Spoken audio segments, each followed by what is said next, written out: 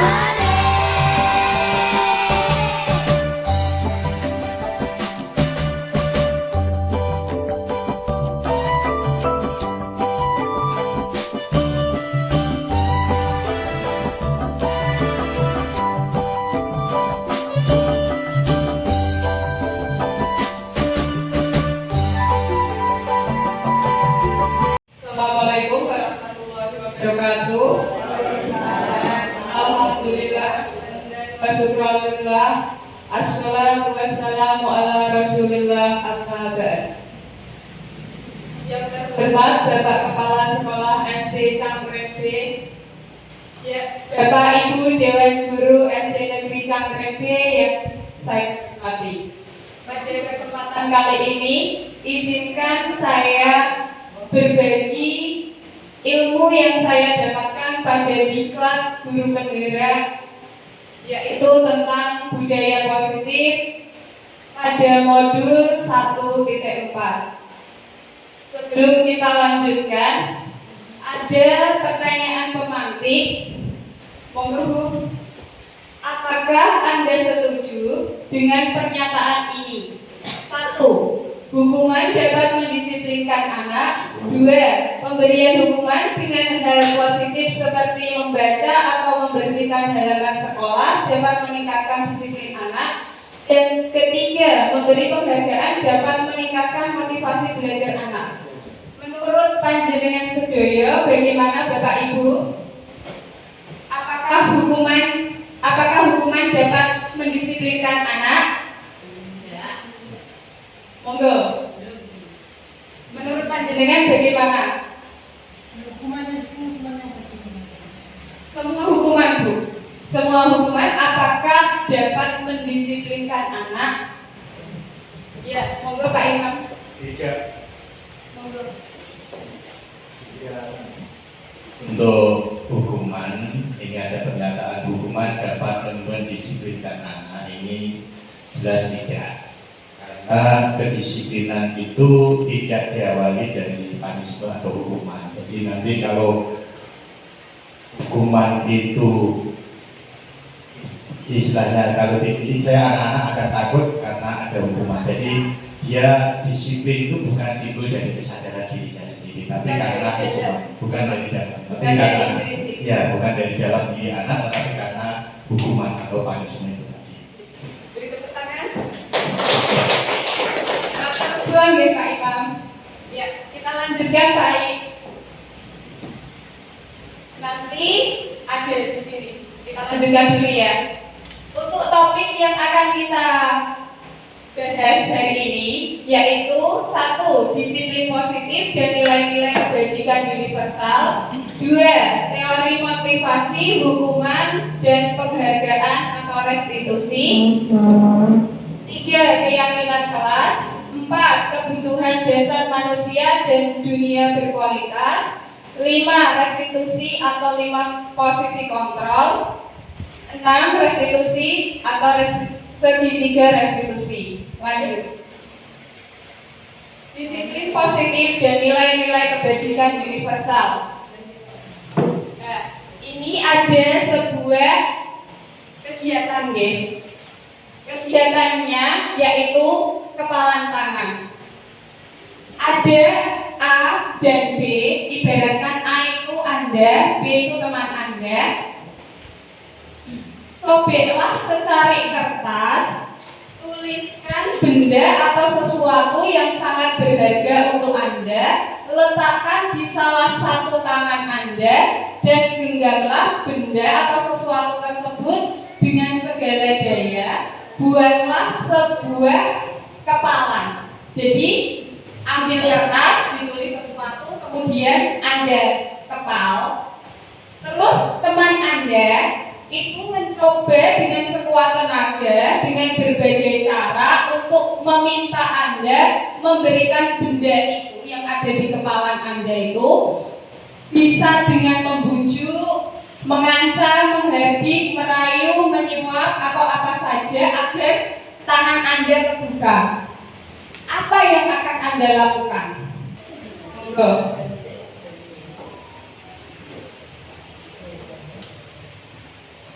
Saya tidak akan memberikannya. Kalau itu berupa rahasia, Monggo, Bu. yang tidak akan diberikan itu. Iya.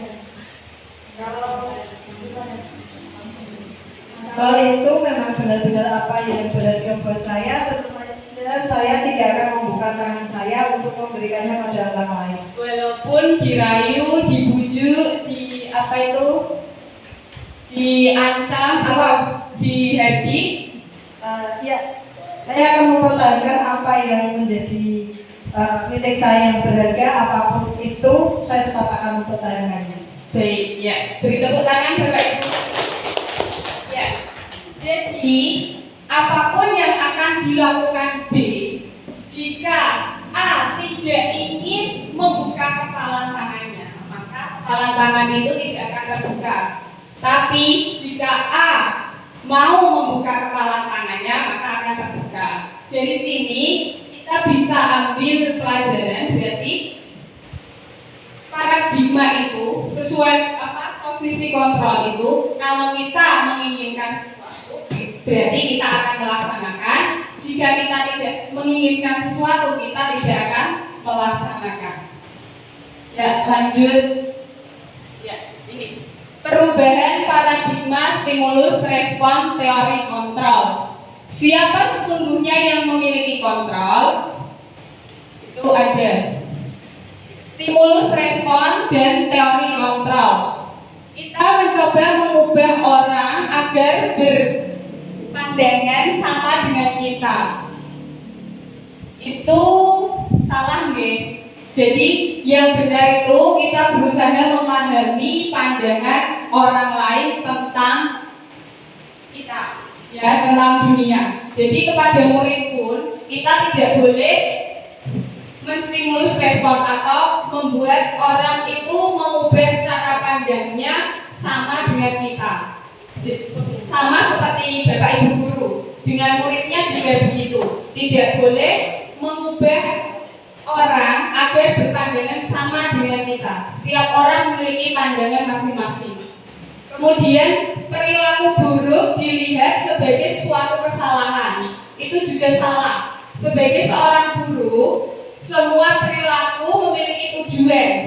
Jangan menjede anak itu, ya, kalau mereka itu berbuat salah itu salah. Belum tentu. Mereka memiliki alasan. Kemudian orang lain bisa mengontrol saya. Nah, orang lain bisa mengontrol saya. Yang bisa mengontrol diri kita itu adalah kita sendiri, bukan orang lain. Hanya kita yang bisa mengontrol diri kita sendiri. Kemudian pemaksaan ada pada saat bujukan gagal. Ketika kita membujuk anak gagal, itu yang salah. Stimulus respon itu pasti ketika kita gagal membujuk, pasti kita memaksa. Nah, itu salah. Harusnya kolaborasi atau konsisten menciptakan pilihan-pilihan baru. Kemudian pemaksaan ada pada saat bujukan gagal. Terus kemudian model berpikir menang atau kalah. Ya, model berpikir itu jangan menang atau kalah. Pelajarkan pada siswa kita untuk berpikir sama-sama menang, jangan menang kalah. Nanti timbul permusuhan, ya. Kemudian apa makna disiplin? Disiplin berasal dari bahasa Latin disciplina, yang artinya belajar. Makna asal dari kata ini berkonotasi dengan disiplin diri dari murid-murid atau Socrates dan Plato. Ya, disiplin diri membuat orang menggali potensinya menuju sebuah tujuan atau apa yang dia hargai. Namun dalam budaya kita biasanya disiplin itu sesuatu yang dilakukan seseorang kepada orang lain untuk mendapatkan kepatuhan yang selama ini kita lakukan. Nggih boten Bapak Ibu? Selama ini kita melakukan disiplin itu anak satu kepada kita. Itu yang jenengan anggap disiplin. Tapi sebenarnya itu bukan. Sebenarnya itu disiplin itu menggali potensinya menuju sebuah tujuan atau apa yang dia hargai. Kecenderungan umum adalah menghubungkan kata disiplin dengan ketidaknyamanan, bukan dengan apa yang kita hargai. Jadi disiplin yang selama ini kita lakukan itu membuat anak tidak nyaman, bukan dengan apa yang kita hargai atau pencapaian suatu tujuan mulia. Lanjut. Kemudian nilai-nilai kebajikan universal. Nilai-nilai kebajikan yang saat ini kita terapkan yaitu sesuai dengan profil pelajar Pancasila. Bapak Ibu pasti sudah menerapkan profil pelajar Pancasila. Apa saja itu profil pelajar Pancasila? Monggo. Ada yang bisa menjawab? Biasanya Bapak Ibu kelas 1 dan 4 karena sudah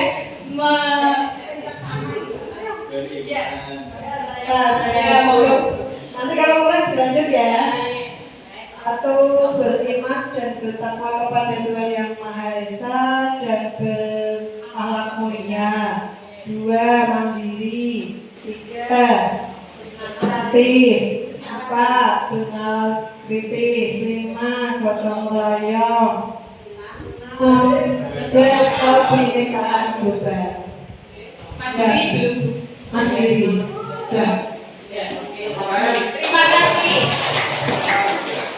Ya, jadi nilai-nilai kebajikan yang saat ini harus kita tanamkan untuk anak didik atau murid-murid kita adalah profil pelajar Pancasila. Pendidikan harus bisa membuat karakter anak didik kita sesuai dengan profil pelajar Pancasila. Ya.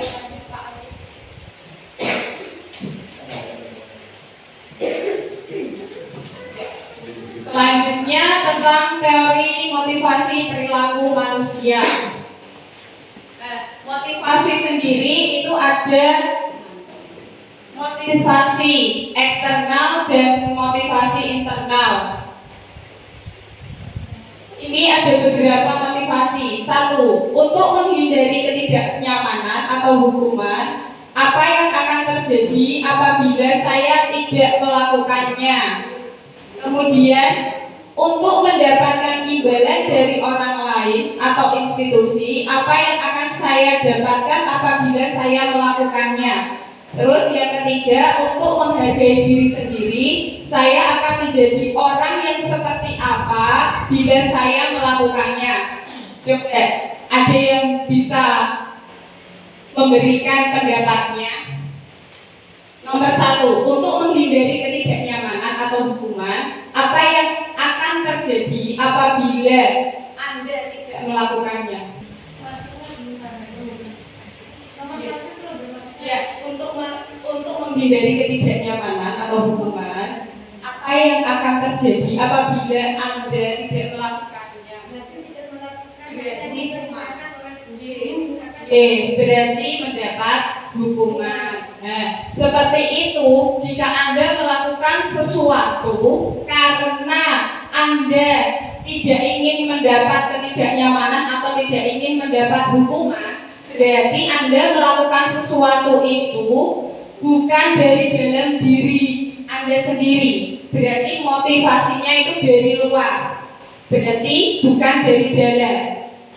Dengan itu melakukan kebaikan karena sesuatu, bukan karena diri Anda sendiri. Bapak, ya Bu. Terus yang nomor 2 juga begitu. Melakukan sesuatu berharap untuk imbalan. Nomor 1 kan karena hubungan. Yang nomor 2 karena imbalan.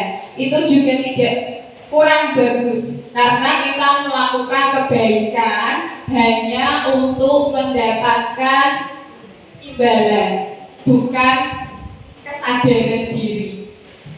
Kemudian untuk menghargai diri sendiri, saya akan menjadi orang yang seperti apa bila saya melakukannya.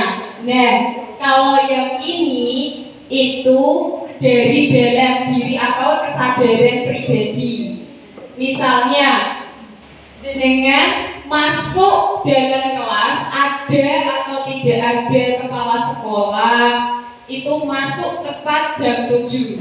Nah, itu merupakan menghargai diri sendiri atau kesadaran diri. Tidak ingin mendapatkan imbalan ataupun tidak memikirkan hukuman. Begitu. Sampai di sini ada yang ditanyakan Bapak Ibu? Ya, dalam pendidikan, dalam diklat pendidikan guru penggerak ini, setiap modul kami mengacu pada filosofi Ki Hajar Dewantara. Nah, merdeka menurut Ki Hajar Dewantara adalah tidak hanya terlepas dari perintah, akan tetapi juga cakap buat memerintah diri sendiri. Jadi kita sebagai guru tidak hanya pintar memerintah anak, tapi juga kita bisa memerintah diri sendiri. Maksudnya kita bisa menjadi role model untuk anak didik kita. Role model adalah keteladanan. Guru patut digugu dan ditiru. Ya. Kemudian kita lanjutkan apa itu restitusi.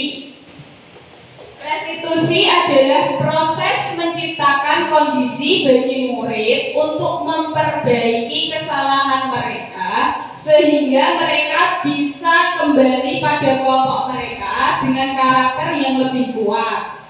Restitusi juga merupakan proses kolaboratif yang mengajarkan murid untuk mencari solusi untuk masalah mereka dan membantu murid berpikir tentang orang seperti apa yang mereka ingin tuju atau mereka ingin menjadi apa tujuan mulia dan bagaimana mereka harus memperlakukan orang lain.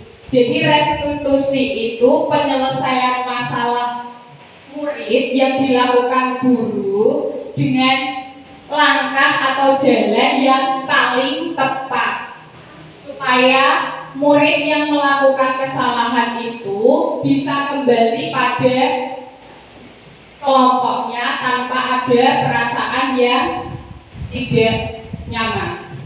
Jadi kalau kita dapat menyelesaikan masalah dengan restitusi yang tepat, anak tidak akan jadi bulian yang saat ini sedang tren ya, pembulian ya. Ya, kita lanjutkan. 9 ciri-ciri restitusi. 1. Bukan untuk menebus kesalahan, namun untuk belajar dari kesalahan. 2. Memperbaiki hubungan. 3. Tawaran atau bukan pemaksaan. 4. Restitusi menuntut untuk melihat ke dalam diri. 5. Restitusi mencari kebutuhan dasar yang mendasari tindakan.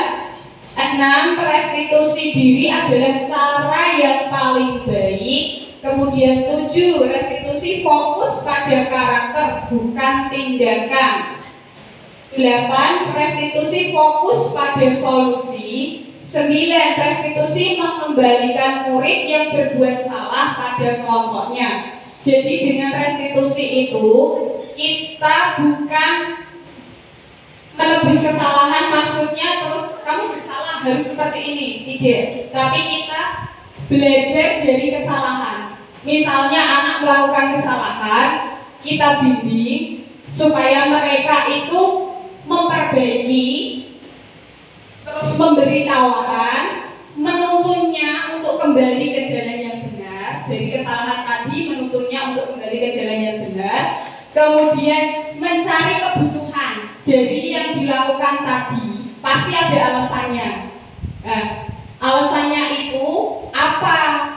Kita cari cara yang terbaik, kemudian sesuaikan dengan karakter anak, fokus mencari solusi, dan mengembalikan murid tersebut yang berbuat salah kepada kelompoknya kembali dengan masalah yang sudah atau kesalahan yang sudah selesai. Ya, untuk restitusinya dulu sudah jelas, Bapak Ibu? Jelas. Ya.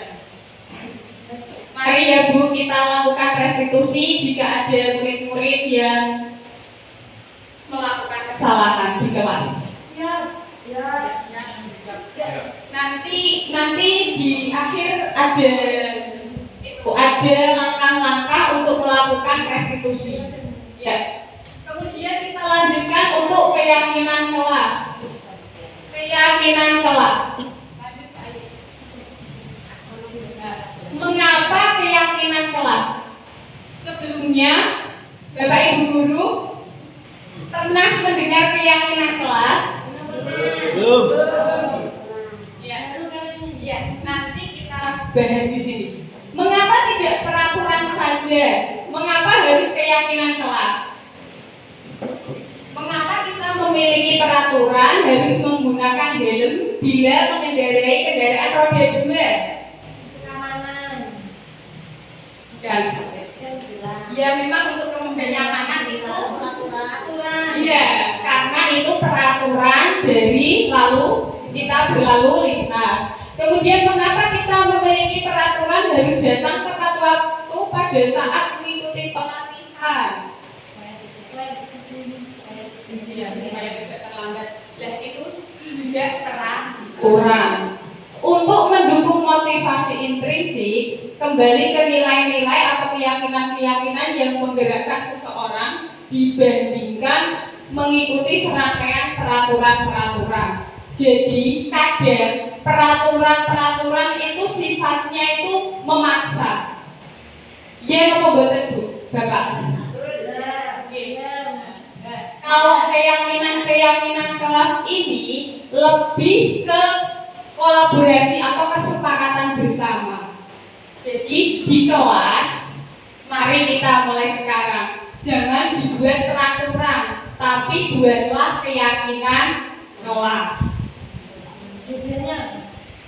Kalau keyakinan kelas Bu, keyakinan kelas itu dibuat bersama-sama dengan murid. Jadi kita saling kolaborasi.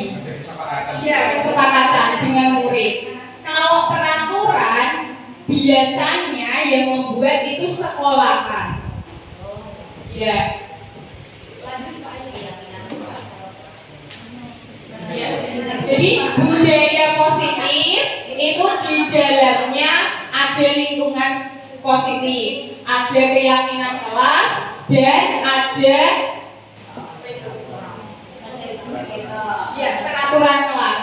Jadi budaya positif itu ada peraturan kelas dari sekolahan, ada keyakinan kelas dan ada lingkungan yang positif. Lingkungan yang positif salah satunya adalah guru ya, guru yang bisa menjadi teladan. Ya lanjut Pak. Lanjut Pak.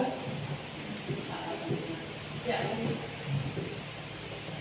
Nah, ini perbedaan antara peraturan dan keyakinan kelas. Oh, ini bukan, ini peraturannya yang sebelah kanan peraturannya, yang sebelah kiri keyakinan kelasnya. Jadi peraturan, ketika ada peraturan selalu mengembalikan buku ke tempatnya, itu peraturan. Kemudian keyakinan kelasnya itu tanggung jawab. Jadi misalnya dengan membuat keyakinan di kelas, itu misalnya biasanya itu Bu, ditempel di not kertas warna-warni itu Bu. Apa namanya? Ya, yang kecil-kecil itu Bu, kotak-kotak itu ini Notebook. Iya, notebook kecil-kecil itu loh. Nah, itu biasanya kita awal pembelajaran kita buat kesepakatan dengan anak. Setiap anak menuliskan sendiri apa keyakinan kelas yang mereka usulkan, kemudian terus ditempel-tempel di dinding. Misalnya harus bertanggung jawab ketika ada tugas atau apa. Nah, itu namanya keyakinan kelas. Itu nanti kalau sudah masuk di kurikulum merdeka, setiap kelas harus memiliki keyakinan kelas. Ya. Kemudian itu contoh yang sebelah sini, peraturan yang sebelah kiri keyakinan kelas. Dilarang mengganggu orang lain. Nah, itu menghormati orang lain. Jadi kalau peraturan itu ada kata-kata pemaksaan seperti selalu, itu kan sedikit memaksa ya.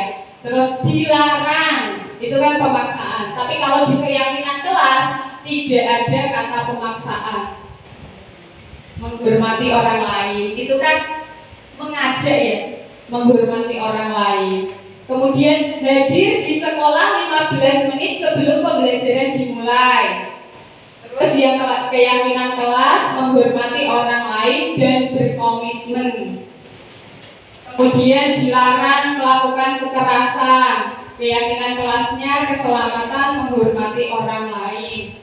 Jadi kalau yang di peraturan itu terlihat kalimatnya terlihat tegas, ada kata-kata yang sedikit memaksa. Kalau keyakinan itu tidak ada, karena itu dibuat bersama-sama dengan murid sesuai apa yang dibutuhkan murid, sesuai karakter murid. Dihukum oleh penghargaan yang semula ada 5 unsur atau hasil riset menjadi 8. Dihukum oleh penghargaan, semula ada 5 unsur, sekarang menjadi 8, yaitu pengaruh jangka pendek dan jangka panjang. Jadi kalau penghargaan atau hukuman itu lebih ke jangka pendek ya. Selama masih dihukum, anak akan melakukan. Selama masih dapat hadiah, anak akan melakukan. Kemudian penghargaan menghukum.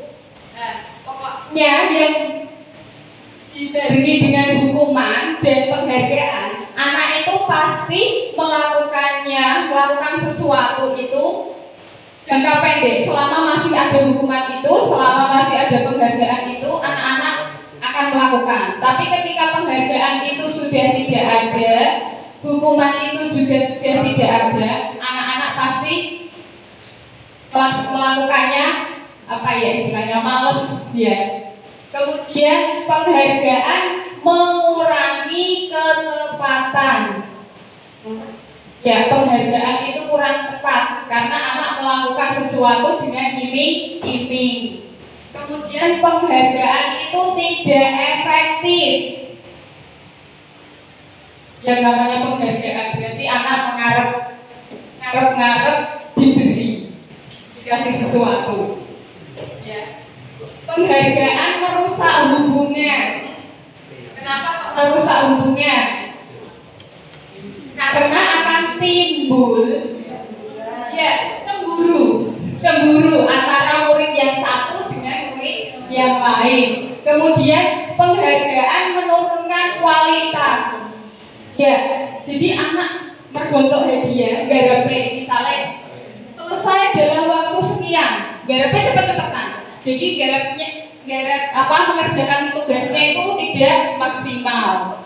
Kemudian penghargaan mengurangi motivasi intrinsik.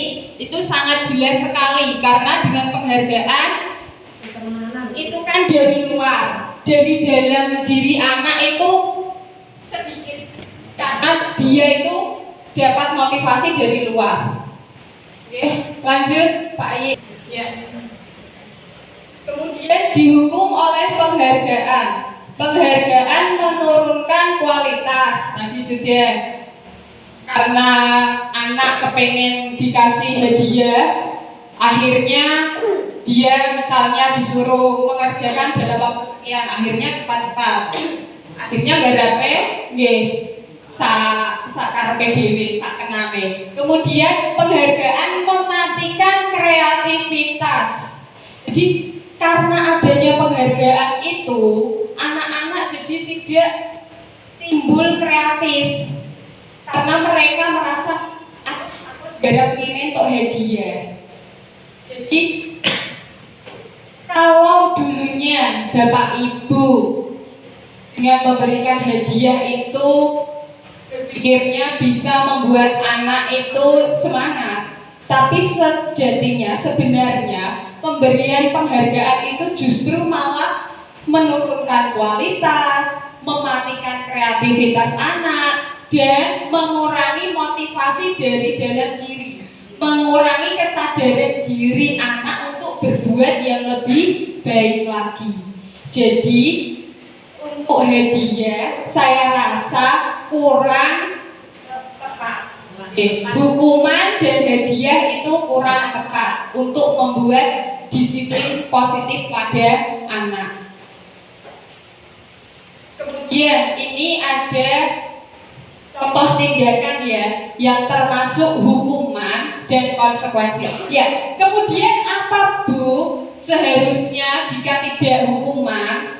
Apa yang kita harus berikan kepada murid selain hukuman yang tepat? Ibaratnya apa yang kita berikan pada murid yang tepat yaitu konsekuensi. Ya, konsekuensi itu dibuat harus ada kesepakatan dengan anak, dengan murid. Ini ada contohnya hukuman maupun konsekuensi. 1. Mencatat 100 kali di dalam buku kalimat saya tidak akan terlambat lagi karena terlambat ke sekolah. Ini termasuk hukuman, yaitu hukuman fisik ya, termasuk hukuman fisik. Kemudian lari mengelilingi lapangan basket 2 kali karena terlambat hadir di sekolah. Ini juga termasuk hukuman fisik. Murid diminta untuk push up 15 kali karena tidak menggunakan masker ke sekolah. Ini juga termasuk hukuman fisik. Membersihkan tumpahan air di meja tulis karena tersenggol pada saat belajar. Ini masuk konsekuensi karena itu di meja ya. Kalau tadi terlambat disuruh lari, itu tidak ada hubungannya ya Bu. Terlambat kok disuruh lari, itu kan apa yang bisa diambil dari lari itu untuk besok agar tidak terlambat lagi? Kan tidak ada yang bisa diambil. Pembelajaran apa yang bisa diambil dari lari agar besok tidak terlambat lagi? Kan tidak ada. Kalau yang ini konsekuensi membersihkan tumpahan air di meja tulis. Meja itu kan dibuat untuk belajar. Ketika tertumpah air, itu kan harus dibersihkan. Kalau tidak dibersihkan kan nanti anak tidak bisa menulis, tidak bisa melakukan aktivitasnya. Nah, itu seperti itu. Itu konsekuensi. Kemudian menggantikan kertas tugas teman yang telah dicoret-coret. Nah, kertas pekerjaan teman dicoret-coret itu kan salah ya, padahal itu untuk yang namanya tugas untuk dikumpulkan, jadi dia harus menggantinya. Itu termasuk konsekuensi. Kemudian murid disuruh untuk mengenakan sepatu seharian di sekolah karena tidak mengenakan sepatu hitam. Nah, ini juga hukuman. Karena apa? Nanti di kelas akan timbul bully, dipoyoki koncone. Ih, sepatune uga podo, sepatune ora hitam, kan gitu.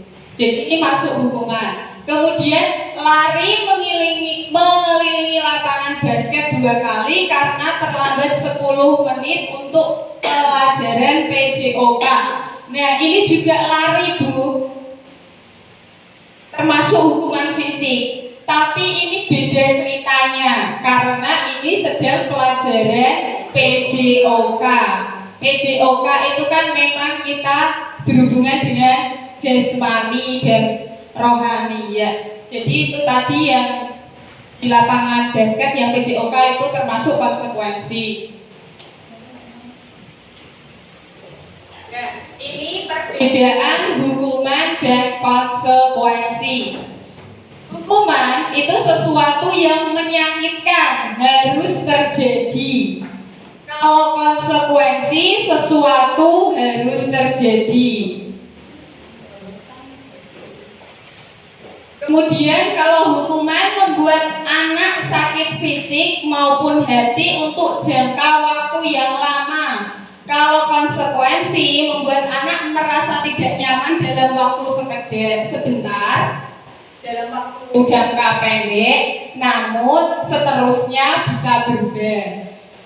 Kemudian untuk hukuman anak membenci kedisiplinan.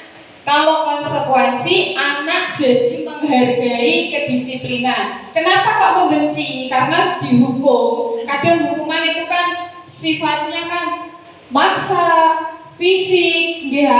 Akhirnya anak gini. Guru-guruku, aku dihukum. Terus akhirnya timbul rasa benci. Nah, jadi hukuman itu membuat anak malah justru bukan disiplin, bukan menjadi bukan menjadi budaya yang positif, tapi justru malah membuat anak membenci sesuatu. Kemudian paksaan, ya kalau yang konsekuensi itu tanggapan. Terus kemudian kalau hukuman mendorong anak menyakiti diri sendiri, kalau konsekuensi mendorong anak agar mudah menyesuaikan diri. Untuk hukuman konsep diri yang buruk, untuk konsekuensi konsep diri yang baik. Kemudian untuk hukuman anak belajar untuk menyembunyikan kesalahan karena takut dihukum, dia setelah melakukan kesalahan ngumpet, gak wani jujur. Tapi kalau konsekuensi, anak berusaha untuk mematuhi peraturan. Kemudian kalau hukuman, marah, merasa bersalah, dipermalukan, merasa tak dihargai. Kalau konsekuensi, kehilangan hak, dibuat tidak nyaman, diasingkan, namun hanya untuk sementara waktu. Kita lanjutkan, kemudian topik kebutuhan dasar manusia dunia berkualitas. Kebutuhan dasar manusia, kira-kira ada yang tahu kebutuhan dasar manusia, terutama murid, ada berapa Bapak Ibu? Ada 5, yaitu 1. Kasih sayang dan rasa diterima. Kemudian kesenangan, penguasaan, kebebasan, dan bertahan hidup. Jadi kebutuhan dasar manusia itu ada 5. Kasih sayang dan rasa diterima, kesenangan, penguasaan, kebebasan, dan bertahan hidup. Lanjut Pak. Nah, coba ini ada sebuah kondisi. Ini termasuk dalam apa, gitu ya Bu? Ibu guru bilang aku tidak boleh bersenandung sewaktu mengerjakan tugas. Katanya kelas harus tenang, tidak ada suara. Padahal kan aku suka dan senang menyanyi. Berarti itu masuk kategori apa?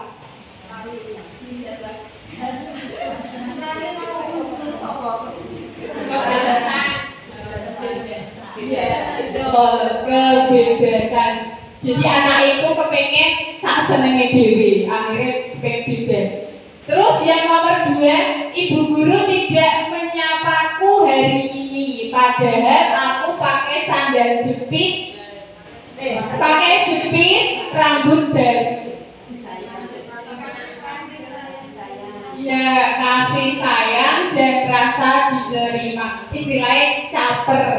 Ya, kalau caper berarti kan kepengen diperhatikan. Terus kemudian yang nomor 3, aku bosen masa belajarnya cuma gitu-gitu aja, dengerin ibu gitu aja.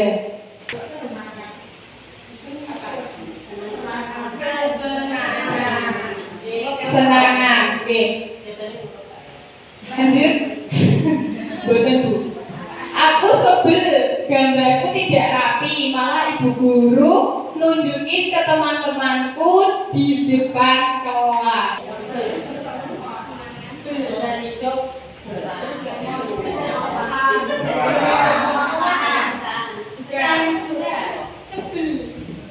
Sebel itu, iya, kesenangan.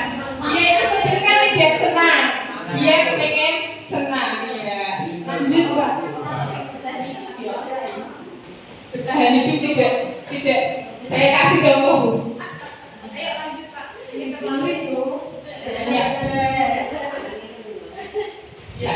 Kemudian setelah 5 kebutuhan dasar manusia, lanjut topik kita adalah 5 posisi kontrol. Yuk.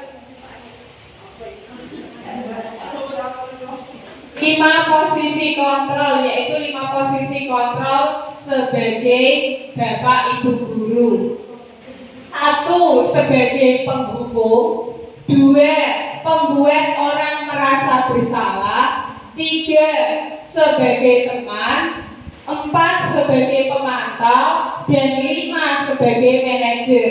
Jadi bapak ibu guru itu ada 5 posisi kontrol yang harus jenengan terapkan, yaitu ada penghukum, pembuat orang merasa bersalah, terus sebagai teman, sebagai pemantau, dan sebagai manajer.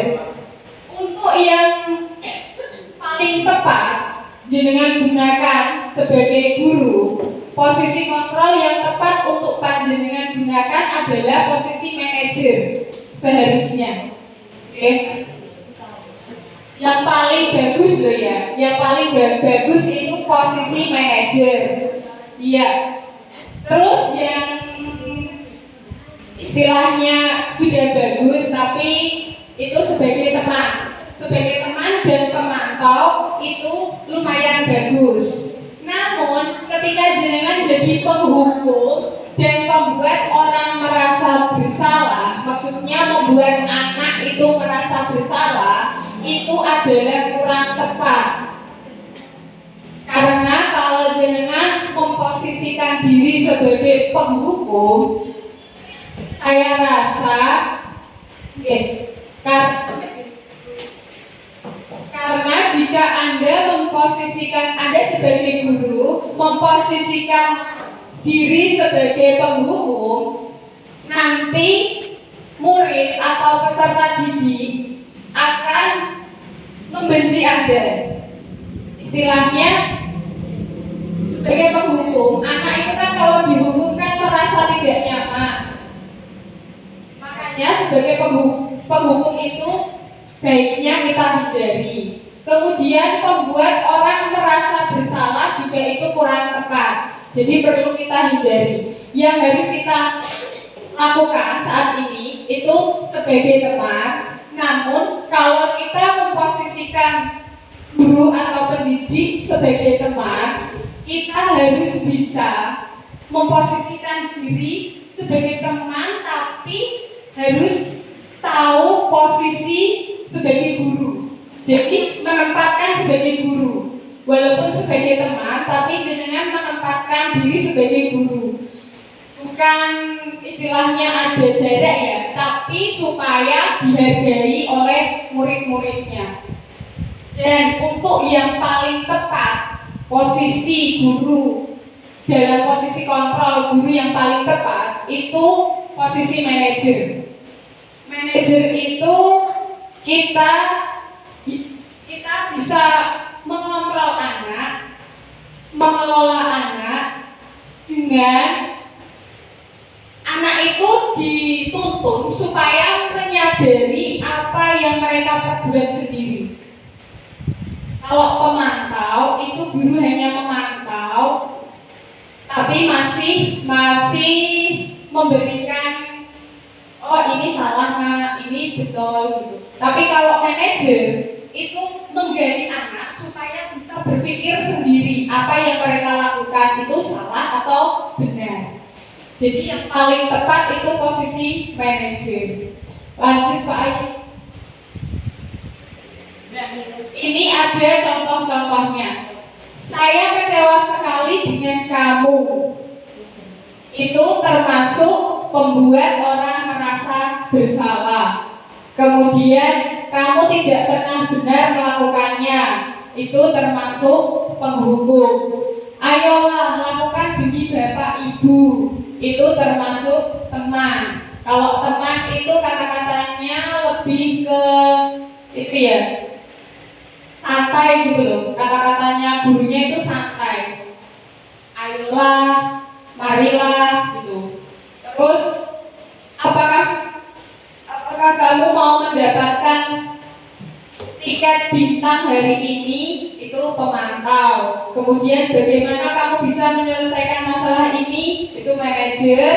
Terus kamu selalu yang paling terakhir, itu penghukum. Kemudian ini yang terakhir, segitiga restitusi. Ya, ini kita sebagai guru apabila ada kejadian atau apa ya istilahnya, kesalahan anak, kita harus bisa menyelesaikan menggunakan segitiga restitusi, yaitu dengan satu, menstabilkan identitas dulu. Kita bertanya, apa yang kamu lakukan? Kira-kira yang dia lakukan itu kesalahannya apa? Terus kemudian validasi kebutuhan. Validasi kebutuhan itu alasannya dia melakukan kesalahan itu apa? Kemudian menanyakan keyakinan. Menanyakan keyakinan itu keyakinan yang di kelas. Apa yang dia lakukan itu sudah sesuai dengan keyakinan di kelas atau tidak gitu. Ya Bu, jadi kalau ketika anak itu bersalah jangan langsung dihukum ya Bu ya. Ya Pak ya. Kita selesaikan dulu. Kalau bisa menggunakan segitiga restitusi dengan menstabilkan identitas, yaitu menggali yang dia lakukan itu apa, terus kenapa, alasannya apa kok melakukan itu. Jadi kita tahu ketika anak melakukan suatu kesalahan itu pasti ada penyebabnya, pasti ada alasannya. Jadi kita jangan langsung apa ya istilahnya, langsung memvonis dia salah. Tidak bertanya dulu apa alasan dan apa penyebabnya. Ya. Oke Bapak Ibu. Oke, lanjut Pak Ayi ya. Ini bagian disiplin positif. Lanjut Pak Ayi. Terima kasih. Terima kasih Bapak Ibu atas waktunya pada siang hari ini. Semoga apa yang saya sampaikan nanti dapat diterapkan di kelasnya masing-masing. Terima kasih. Assalamualaikum warahmatullahi wabarakatuh.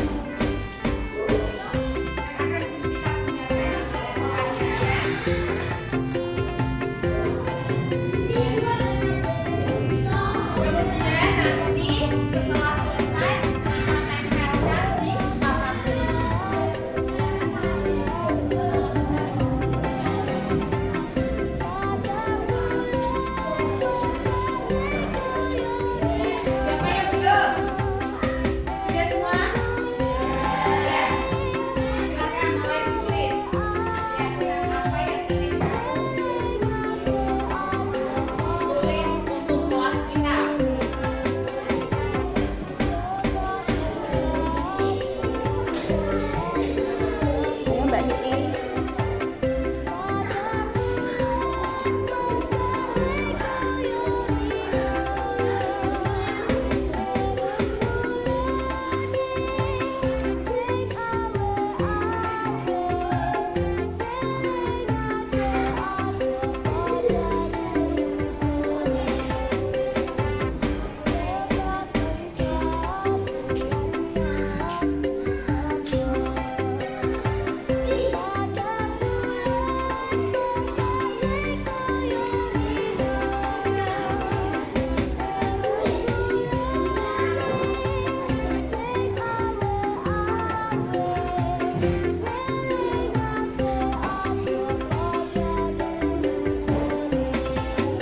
Mas Arif, sambil ditulis apa keyakinan yang ingin kamu.